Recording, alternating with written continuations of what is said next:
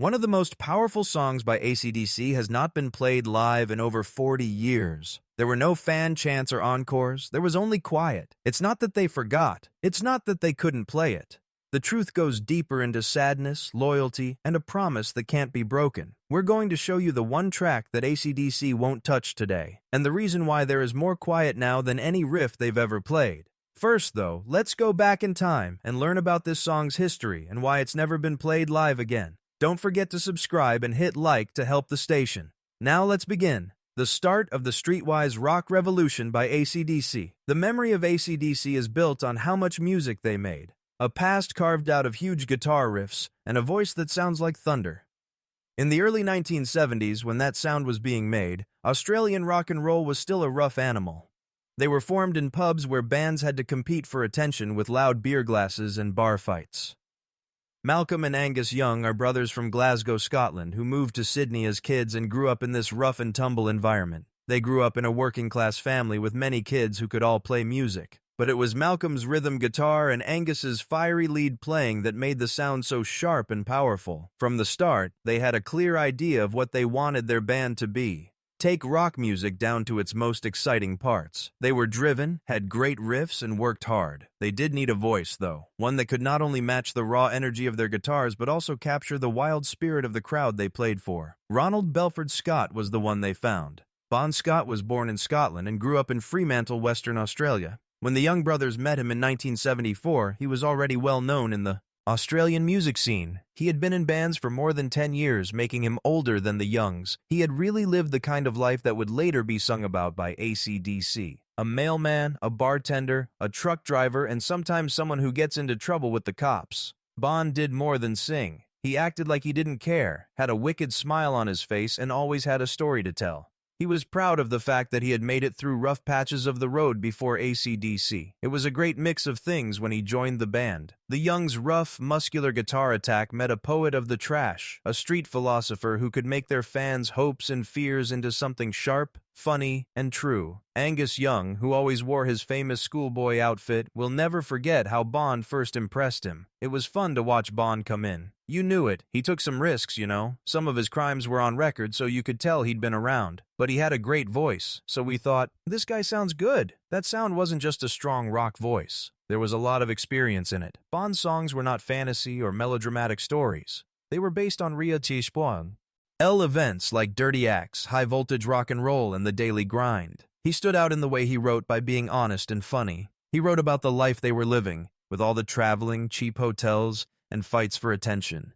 It made it feel like a shared adventure. Malcolm Young saw Bon as the missing piece. He was the band's quiet but powerful engine room. He said afterward that we were a rock and roll band, but when Bon came out, we turned into a rock and roll band with a style. Anything he wrote would be true, like a girl, a fight, or a drink. It was something that people did. Things like that were what we did. They had a very violent relationship. On stage, everyone was looking at Angus's crazy, shaking playing, but Bon was in charge. He casually controlled the stage and talked to the crowd as if he were one of them. He wasn't acting for them. He was performing with them. People who liked that Bon movie felt like they were part of a gang, where Bon was the wisecracking, rough-living older brother. By 1975, AC/DC were used to being on the road all the time. They had played all over Australia many times, anywhere that would have them. The floors in pubs, beer rooms, and community centers are sticky. The glitter of rock and roll was still a long way off.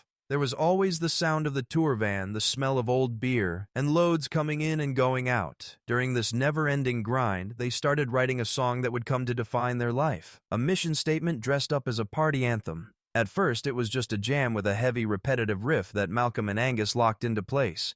But Bon made it into something that people will remember. The words were like a record of their lives. Going to a show, riding down the highway, stopping at all the side roads, playing rock and roll, robbed and high, getting hay, and breaking bones. With a defiant grin, they told the whole truth about their trip. Then Bon had a great idea. He told the story that no one else had told. It's a Long Way to the Top by AC/DC is the story behind the song. During this time of non-stop work, they wrote a song that became their credo. It was an honest look at life on the road. It was that song. To get to the top, you have to go a long way. It started during a jam session in the most AC/DC way possible. Malcolm played a riff that was so heavy and forceful that it sounded like an engine roaring down an endless highway. Angus stretched the hook out with sharp chords that stuck in your head and wouldn't let go. The song still lacked its soul, though. With his knack for sharing stories and ability to pull off the unexpected, Bond took it to a whole new level.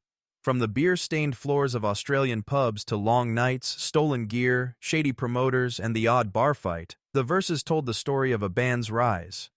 It wasn't written to make the fight sound nice. It was written to own it. You could feel pride in those lines because they knew that the fight itself was part of the prize. Then the twist that no one saw coming happened. Bond looked to his heritage and offered bagpipes, which is almost unheard of for a hard rock song. Angus Young had a clear memory of the event. Bond said, "I should play bagpipes on this." We all looked at him. We knew he played in a pipe band when he was younger, but we weren't sure if he could still do it. He left to get bagpipes and then came back. At first, things were not going well. He took deep breaths and blew. He almost passed out. Angus laughed, but he got them to make that sound, and it was great.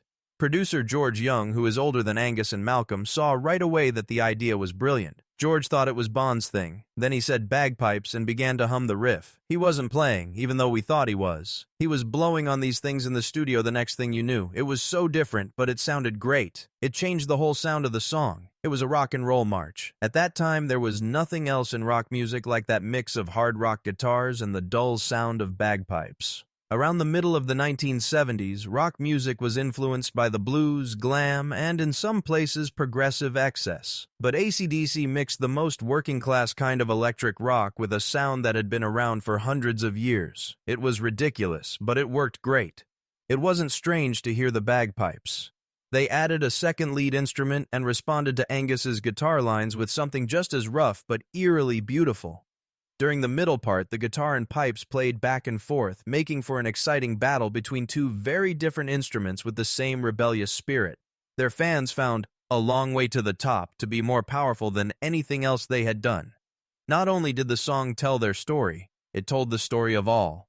The bands working hard in pubs to get a break. People with dreams in a world that didn't make it easy heard it and came together to fight for them. Mark Evans, who was playing bass for AC/DC at the time, would later think about, over time, it became famous and linked to the band. The band doesn't play it anymore, though, which is strange. It's a bigger song now than it was when it first came out. It was the band's now famous music video that made the song popular. And the Rats of Tobruk Pipe Band joined them on the back of a trailer truck on February 23, 1976. They then rolled down Melbourne's Swanston Street. The song was blasted into the air for anyone who happened to be walking by. Bond was there in a blue singlet leaning into the mic with a smile, and there were pipers in full costume on either side of him. The shoot was the best example of guerrilla filming. It was low budget, unplanned, and full of the kind of chaos that made the band interesting. The sound of those pipes cutting through the guitar wall became a sound trademark. It was immediately clear what it was, and that made it hard to mix up the song with anything else they had released. Or trying to believe it. You don't think about the band, the music, or anything else. You think about him. You hope it's a mistake for a while, but it's not. In the beginning, AC/DC shut itself off from the rest of the world. Interviews were not returned. The guitars were in their cases. There was no plan. Malcolm Young, who was calm but scared, was the first person in the group to speak up. "We need to move on, even if it's just to work on it, to take our minds off of it." In their own broken hearts, Bond's parents told his brothers the same thing. He would want you to keep going. It wasn't about getting rid of him, it was about getting through, about not giving up on the road they worked so hard to build. It leads nowhere. Still, the job seemed impossible. They didn't want to find an exact copy of Bond. They looked everywhere but couldn't find one. They needed a lead singer who could take charge on the world's biggest stages, someone whose voice had the grit and swagger to match their relentless riffs and not fall apart under the weight of being a star. A lot of auditions came and went. They all brought something, but not enough.